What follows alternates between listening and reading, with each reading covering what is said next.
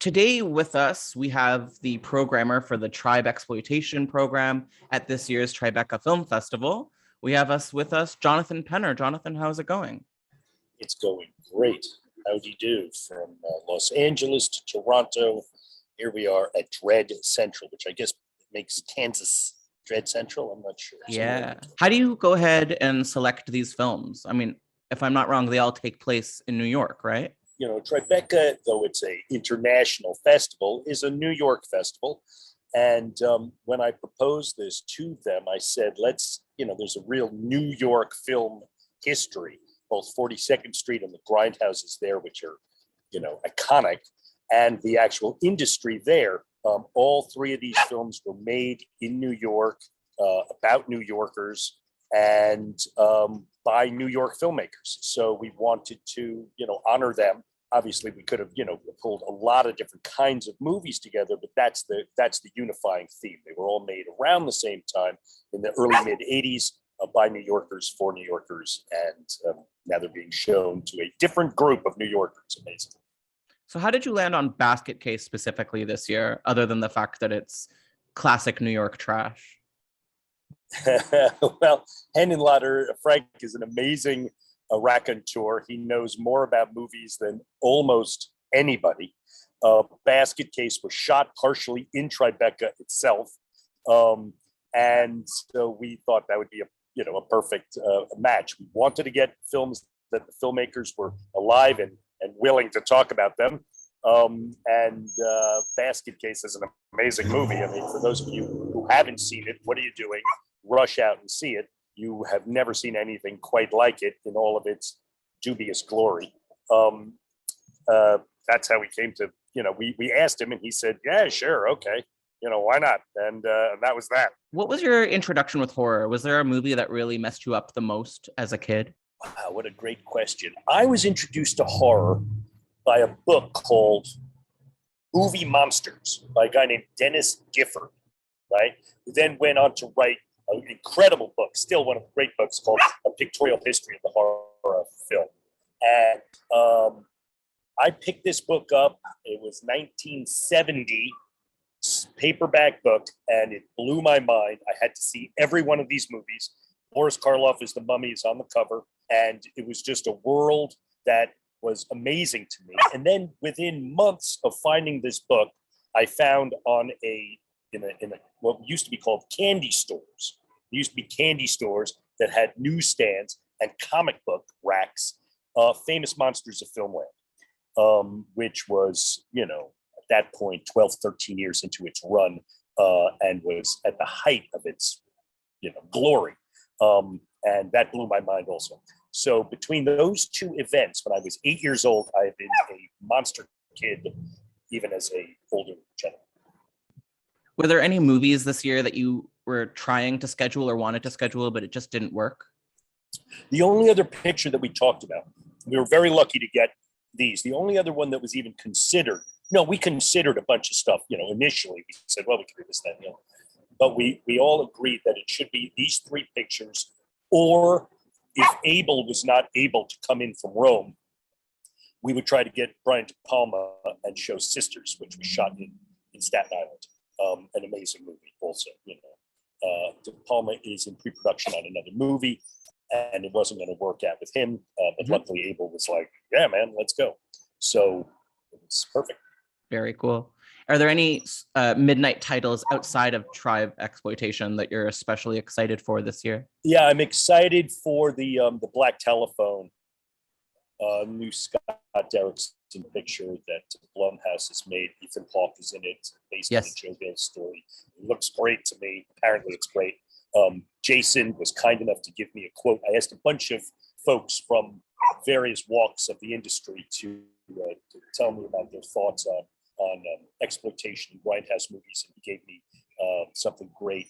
A wonderful guy named Nate Moore. I don't know if you've ever talked to Nate. He's one of the brain trust over at Marvel. He's the producer of Black Panther: Wakanda Forever, and was the executive producer on Black Panther. He had some brilliant things to say.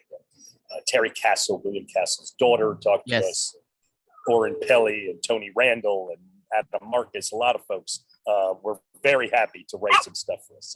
So we have a lot of great contributors to a zine that we've put together, also called That's TribecXploitation, for folks coming to the festival who may not know about these movies and may want to know a little bit before they step into these puddles. You know, I was very concerned, as were the powers that be at Tribeca, that innocent moviegoers might wander in looking for some culture and find themselves looking at movies that, they found themselves in the wrong place at the wrong time. They're really not for everybody, just not everybody's taste, sadly. But I wanted to make sure that people who would be offended, God forbid, by the contents were able to be protected from these movies that are so old. Attitude behind them is really of a different time, and they just don't make movies like this anymore, or they rarely do. Do you program for any other festivals that maybe I'm familiar with? Nope. This is This is the first time I ever did it. Yeah. What else are you up to? What else do you get up to with your free time? Well, I co-wrote the horror cinema book for Taschen with Stephen J. Schneider, who's a fabulous producer and writer. He's the guy behind the 1,000 Movies You Must See Before You Die, a series of books, and it produces, he's working with M. Night Shyamalan mostly these days. So we wrote that together. I wrote and helped produce The Bye Bye Man, other horror stuff. I have a short film that I'm making now, an animated short film about Andre the Giant and Samuel Beckett, that Carrie Elwes is doing the voices of Andre and Sam Beckett for me. What else do I have? Lots of, I don't know. I worked on a Netflix show that may or may not show up next year, called Something is Killing the Children, based on the Boom. I love the graphic novel series. Same name. Yeah. Oh, very cool. Yeah, incredible. So we're hopeful for that. I don't know. I'm sort of a jack of all trades. Yeah, there's a lot going on. I was able to get, connected with the folks at Tribeca and said, guys, you handle all these, very high-end, fantastic movies, and they also deal with games and sports and totally immersive and documentaries and, lots and lots of groovy stuff. I said, New York has this whole secret history of movies that you might want to program some of these movies and let some of those audience members come out from the gutter and be a part of Tribeca, and let some of the folks who might not go to them, find out about them and enjoy them too. So amazingly, they said, yeah, okay, let's try it. And that's why I'm here. I'm really excited. Oh, so this is the first year of TribecXploitation. Yes. Oh, and hopefully not the last. We'll find out. If you all watching, if you're in New York, if you come out and support us, just go to the Tribeca site, and maybe you can put a link or something. I don't know how to do that. I can do that. But there should be a site for the Tribeca Festival. These are free screenings. Anyone can come, but you do have to sign up and get a ticket through the site. So if a highly cultured and very confused person were to wander into one of these movies, which one do you think would shock them the most? Probably Tenement would shock them the most, because at least, Ms. 45 is a genuinely artistically fabulous movie. It's a tough movie, but Abel Ferrara is a really, really talented filmmaker. Basket Case is a comedy, essentially. And though it's not in everyone's taste and it's gross as hell and has rape and dismemberment and separating Siamese twins and madness like that, it is at its heart a comedy and silly, Tenement is not a comedy. It is vicious. It is mean-spirited, and it was directed by a woman, Roberta Findlay. So it's a fascinating story about, the story itself of the movie is not fascinating. You've seen this kind of thing before. It's kind of a Death Wish, actually like Death Wish 3 style movie, about a tenement under siege from a bad gang, although the gang looked like they just walked out of Michael Jackson's Bad. The way that they handle the citizens of the tenement before the citizens of the tenement handed back to them times 10 is gross, and I mean, it's really assaultive. And you would only go to this movie if you really wanted to get down and dirty. There's very little humor that leavens it. There's, the talent of the filmmaker is in getting it in the can and getting it done, less than let's put the camera here and let's, the themes that I'm dealing with are these. She was really just an animal who made, I mean, in the best sense, she made 70 movies in 20 years that she worked on. Yeah, Roberta Findlay is literally legendary. Here's a woman who, starting when she was maybe 18 or 19 years old, acted. She acted, get this, she acted, she music supervised, she edited, she DP'd, she operated all the time. She operated her own camera. She produced, she became a distributor, she wrote, and of course she directed as well. And she did one or more of those on 70 movies made in New York City.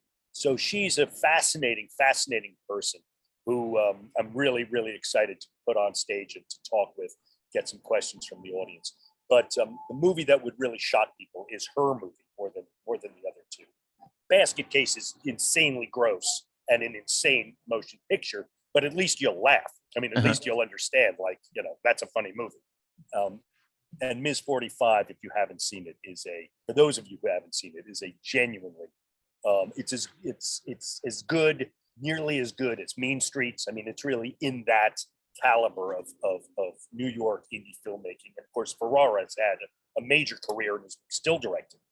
He's still making movies. He has a movie now that he just made about a young saint in Italy he's hoping to premiere at the Venice Festival this year. So at 70, 71 years old, he's still going strong. Cool. I think the last question I've got for you today, here at Dread Central, we're always interested in the movies that either shocked people the most or disturbed them the most. And I'm wondering, is there anything that comes to mind specifically in your movie viewing career of things that really stood out as either the most shocking or the most disturbing that you have witnessed? Yeah, well, that I've witnessed. I remember not seeing Dr. Butcher, MD, Medical Deviant. I don't know it. Because I was too frightened by the ballyhoo. Outside the theater, if you guys look it up, there's a great poster of a guy like with a needle, right? Dr. Butcher, MD, Medical Deviant. And it's a terrible Italian, movie. I've seen it since then. But somehow that was just like, you know what? I really don't need to go there. Yeah. Tonight, I'll go over here and I'll see something else. Two of the movies that disturbed me or shocked me the most were Cannibal Holocaust, when they cut that poor turtle and there's, animal cruelty. I found that shocking, and that still stays with me. And I kind of really wish I could scrub my brain of that.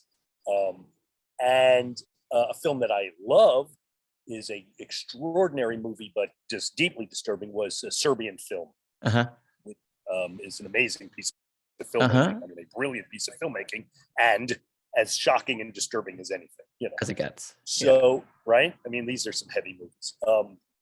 And then there's Martyrs, which is a great movie, but a terrible movie. I mean, and it brings up these issues for everybody. It's like, why do I want to see this? Why is this made? Who is this made for? All these questions that we get to ask ourselves as we see them.